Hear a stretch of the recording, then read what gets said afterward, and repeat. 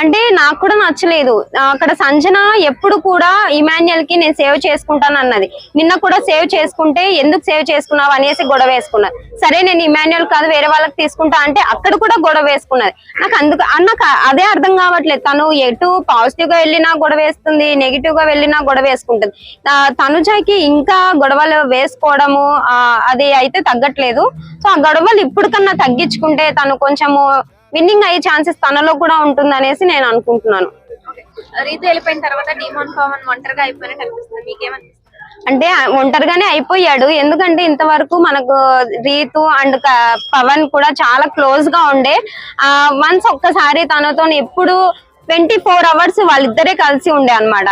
So అలాంటిది ఒక్కరు బయటికి వెళ్ళిపోయారు. అది కూడా చాలా హౌస్ కి అవసరమైన అమ్మాయి రీతు. ఎందుకంటే ప్రతి ఒక్కరికి టఫెస్ట్ కాంపిటీషన్ అయితే ఇస్తుంది. అది బాయ్స్ కి జెంట్స్ కి కానీ లేదంటే ఫీమేల్స్ కానీ ప్రతి ఒక్కరికి కాంపిటీషన్ గట్టిగా ఇస్తుండే.